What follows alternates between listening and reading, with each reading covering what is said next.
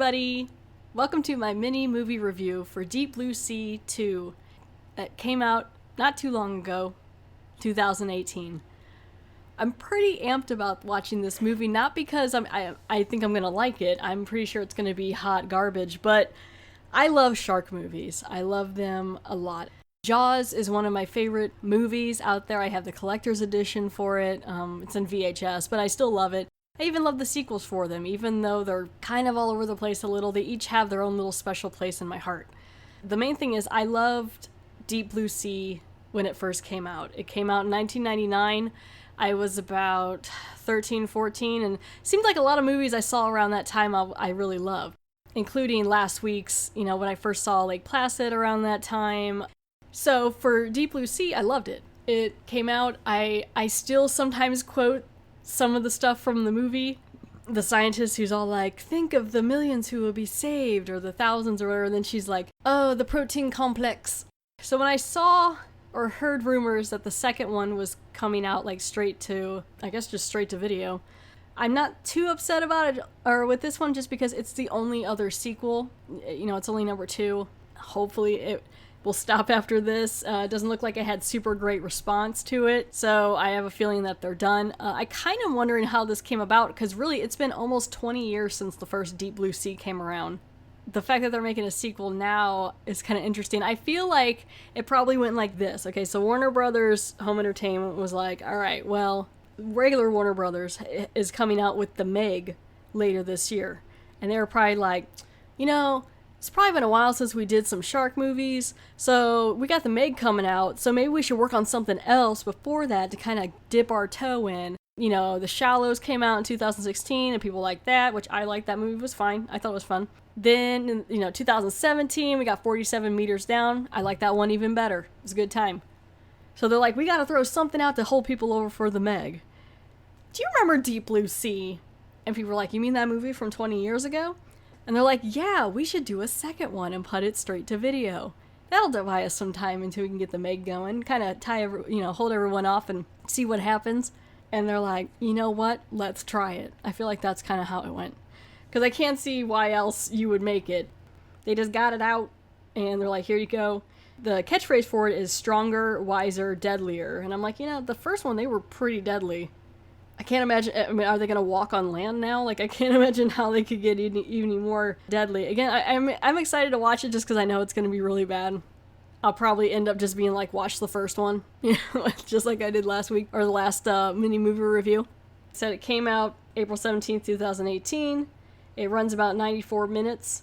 If you remember the first Deep Blue Sea, apparently they were at a facility where they were working on developing brain function in these mako sharks in order to cure Alzheimer's disease, as well as I think some other diseases, different neuron type diseases, nerve-based in the brain. So they were growing this protein complex in these sharks, and then extracting it from them and keeping them contained in this outer facility in the middle of nowhere in the ocean. So with this one, it looks like there's a shark conservationist who, again, is invited to visit this facility by a billionaire who works in pharmaceuticals. They meet the shark trainers, which they did in the first. This sounds a lot like the first one. They meet some of the shark trainers and a computer technician and people who work there. They've been genetically altering the brains of 5 bull sharks to make them smarter. So these are bull sharks, not mako. I'm pretty sure that's what they were in the first one, was mako. There's an alpha shark named Bella. All right. Yeah, this looks a lot like the first one. Good lord. No, Wikipedia has the whole entire thing, so I'm just going to kind of skip over that because I don't want to spoil it. I don't want to spoil it for myself. So now that I made that theory about why Warner Brothers did that, they do actually have a thing here in Wikipedia about the production. Apparently I was wrong. I didn't expect to be completely right. I just thought it was fun. Apparently this has been in the works for quite some time, it looks like. I'm going to read this straight from Wikipedia here about the production. In 2008, Warner Premiere was planning a direct-to-video sequel to Renny Harlin's Deep Blue Sea. So that was, 10 years ago, which would have been a little better in the grand scheme of things. It was going to be directed by Jack Perez and released sometimes in 2009. The project, though, did not materialize. Even so, in June 2017, it was announced that the sequel directed by Darren Scott had begun filming in Cape Town, South Africa, And then in January 2018, Warner Brothers Home Entertainment released a trailer for Deep Blue Sea 2. I like my story a little better. So I'm excited to watch this and go check it out. They even got, if you want to get the Deep Blue Sea 2 Blu-ray Combo Pack DVD and digital, they got the making of Deep Blue Sea 2 and some gag reel stuff on there. So if you really want to get into it. So yeah, I mean, we'll see what this is going to be like, but I'm going to go watch it and I'll let you guys know what I think.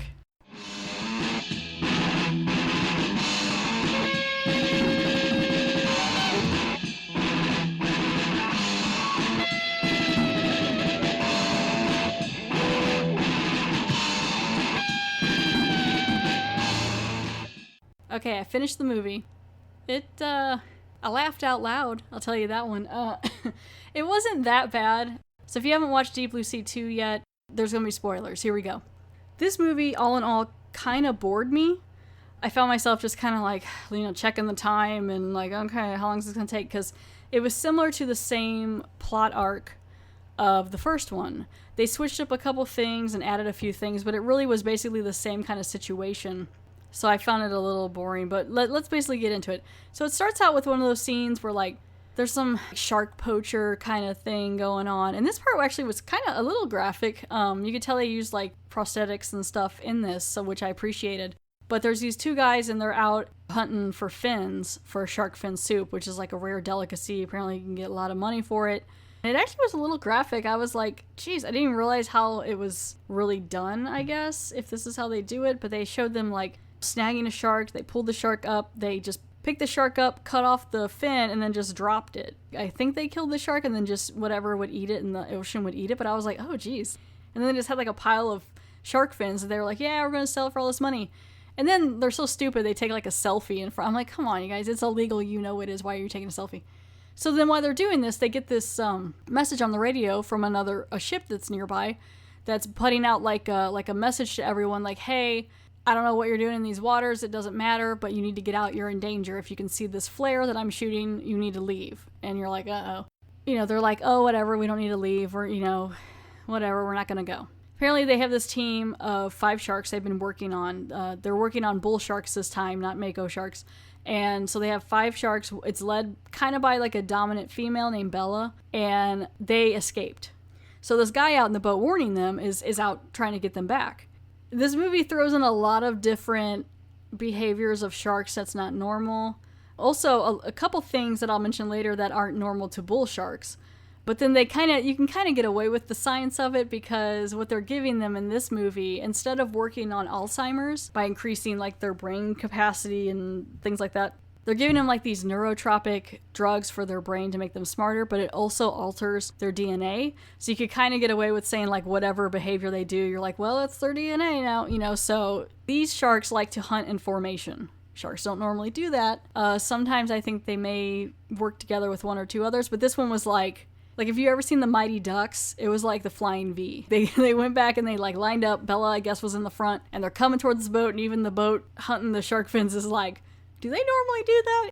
They take out those fishy dudes, or the illegal guys. Then the guy shows up, even though I think he could have stopped this. Apparently they have something embedded in these sharks that if they hit this like little lanyard type key thing that lights up, it can control them to make them do what they want. Not quite sure how, because sometimes it's different. It's mostly just don't touch that, go the other way. But this key also makes them, he was able to like round them up and they just followed him back home. I'm not sure exactly how all that was happening, but so he brings them all the way back home, which I'm like, well, that's nice. They all can follow you back. They put them back in their enclosure, which really wasn't much of an enclosure. I'm sorry, but if you're out in the middle of nowhere, maybe put them in a tank, like something that's not so open to the open water like that. Because they really just had these electric soft fences with heavy bases that weren't quite down in the sand enough, and that's how the sharks got out. Apparently they were digging a hole, like hitting their snout in the sand and getting out. There should be no way that they should get out. They're like, oh, I guess we should get some more stuff and put it down lower. And they're like, yeah, I guess. And so they get all this situated. The guy that rounds them up, there's a couple other guys. One does like the computer work. The other one's like the buff guy that's kind of like working all the muscle stuff. And they get all that situated. In the meantime, a man, I guess he's like, I don't know if he's like a lawyer or like a PR or something like that. he goes over and we get introduced to the main character, Misty Calhoun, who actually was my favorite in this. I really did like her character. She's a shark ecologist, and she's teaching, which is like the same old thing as they show up with an offer of money, and they're a teacher and they're curious, so they take it up even though it's probably kind of shady, so she's like, okay. So they're like, you should come out and check out our facility since you're so big on sharks. And she's like, all right. Even though she's read some shady stuff about this guy who's putting all this money into this shark work. So they go out there, they meet up with another couple, married couple, who they're like neurobiologists or something. And so they go out there, they get out to the facility, you meet the guy who's running it, who's similar to the woman. They swapped it, it's a man now. It's similar to the woman who kind of was doing the facility in the first one. He's a little more on edge. But basically what they're doing is they're giving these sharks these neurotropic drugs to make them smarter, but it also alters their DNA, so they end up doing things that you're not sure about. The guy who's doing this, the doctor or the guy with all the money, is doing this because he is afraid of artificial intelligence overthrowing mankind. We're not going to be smart enough to handle all this stuff in our brains, so he wants to try these drugs. So he's been taking them on the side himself, and they're not exactly working. I mean, they're making him a little paranoid and a little, I don't know, he's just not right. Even the people working for him are like, this is, if it wasn't for all this money, we'd probably be gone by now. So they get there, Misty Calhoun checks out the place, she hates it. I can't say I blame her. For what they're doing, it's nice, but it's like, this is so dangerous. It kind of goes on. There's a couple close calls. They show everyone what's happening with the sharks and how they can control them. They go down into the wet lab. It's basically a lot like the first one. You got the open screen. You got the place where you can bring the shark up. They do a pretty similar thing. They bring the shark up. They round up Bella. They're talking about all this stuff and showing what they can do. She's supposed to be sedated. Something happens where, I don't know, she can apparently kind of talk to them. Bella can talk to the other 4 sharks and kind of get them to do what she wants. And somehow it gets to the point where Misty Calhoun is like, Bella's pregnant, right? And they're like, what? How would she be pregnant? We would know. We do blood tests. And they're like, well, you have been altering her DNA.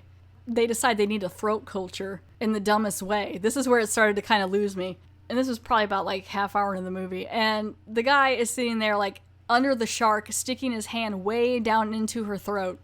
You don't have some sort of long stick or something you can stick down there? And I'm like, oh gosh. And so he sticks it in there, and of course she wakes up a little because she's super shark. And he gets his hand out just in time, but it was a really close call. And then they freak out and shoot her back down into the water. I'm like, I don't know why. She was still strapped down. And then she gets out there and she kind of doesn't stay by the group for a little while. And they're like, what? Why is she acting so weird? Because they can track them all with these dots. She's a red dot and they're little black dots or something. And then Bella comes back in the picture. Right away, Misty Calhoun's like, she's no longer pregnant. She just gave birth. And I'm like, come on. It was already pushing it for me because earlier the main doctor guy who's taken the neurotropics was talking to another man about his shady business. And Bella, or one of the sharks, was looking in one of the holes in the wall, but not swimming. She was just staring at him, as she could hear and understand what he was saying. I'm like, first of all, I don't think they can stop like that. I don't think they're supposed to. In the first movie, Deep Blue Sea, I remember they could swim backwards, and that was a big thing. But for some reason, they can just sit. I could have sworn sharks have to keep moving, but, I don't know. These do not. So Bella has had babies, and this is where I'm like, oh no, we're gonna have babies. The sharks have had enough. And they start taking out the cameras, which was similar to the first one. They start taking out the cameras and hitting the sides of the underground facility. The PR guy who was there earlier, it starts flooding and he ends up dead. And he, it's kind of like a CGI kind of thing. His face is all mangled and he floats around. And they're like, oh my gosh, it's all blocked off. What could have got him? All the sharks are out here, And that's when they realized her babies had gotten into the facility and the babies took them out. Because of course they're bloodthirsty too now. Fun fact about bull sharks, they don't normally give birth in the ocean. They can kind of fluctuate their salinity tolerance as they get older, so usually they would go to freshwater to give birth. I'm going to let that go because the whole, it alters their DNA, but technically they wouldn't be giving birth in the ocean, it would be more freshwater. The babies probably would have died being born in the ocean. Their salinity tolerance is not very high yet until they're older. She also gives birth to a lot of babies, and bull sharks do not give birth. They give birth to just a couple, I think, or maybe 10 at the most. But there was at least 30 babies. So basically they're freaking out, the babies are aware they have to leave. And it's just the same series of, like in the first one, running through the different tubes and trying to figure out if they need to dive out. They try that. The sharks are kind of messing with them and not really biting them, but just kind of bumping them. Like they're sneaky little sharks. And so there's a couple scenes that really make me laugh later because these baby sharks, they make noise. They squeak like little bats. They're like beep, beep, beep, beep, beep, beep. And you hear it all the time. So it's like then they can tell they're coming, like even through a wall. Why do they sound like a flock of angry little bats? This is ridiculous. The best part is one of the neurobiologist guys. I was laughing so hard. I think I woke up my cat. Like he was sleeping next to me and I like scared him laughing so hard. He hears the little sharks coming somehow. And so he goes up to like grab onto this pole to hang. And as he's hanging, all these little sharks are jumping up like wee, wee, wee, wee, trying to bite him and not missing him. And I'm dying. I'm like, oh my god, it's so funny. And there's like some more deaths with the shark. There was some decent ones. Some of the kills weren't too bad. I will give them that. I mean, they did do some prosthetics with the shark and everything. You know, they all get topside. It's like the doctor, Misty Calhoun, one of the tough dudes, and computer guy make it out.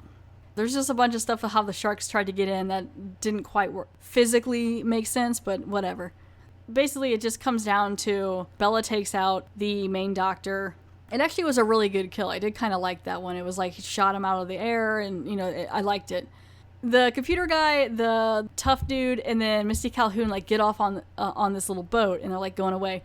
And they're like, well, what are we gonna do? We have to make sure the sharks don't get out to anyone. And somehow this makes sure that they do. I don't know. Because he goes, well, the doctor guy always had a failsafe for everything, and he pulls this explosive remote that just so happens to be on the boat. Pulls it out, hits it. It only has a 10-second timer on it. I'm like, all right. Hits the 10-second timer, blows everything up. Were they in the sharks too? Because it's just blowing up the facility. What about all those baby sharks? Definitely wasn't in them. I don't know. I guess they're just assuming they're all gone. So they're like, fine. So then it cuts to like, I think it was a couple months later, maybe 6 months later. Some people are going out into a beach. They were going to go out there and the girl's like, I don't want to see sharks. And the guy's like, there's no sharks out here. And then they go out there and it's like, you know, it's something goes, you hear screaming. All in all, the movie was a little boring. I did go and watch the DVD I rented did have the behind the scenes and like the gag reel and stuff on it. So I took a skim through that. And you know, I will give them props because they did make prosthetics. They did admit that 90% of it was probably CGI, but they did make a full prosthetic shark. And I watched the gag reel. They looked like they had a good time doing it. They had fun. I was going to give them a lower score, but I did up it because of those factors. For a sequel for it that got postponed, we probably didn't need it.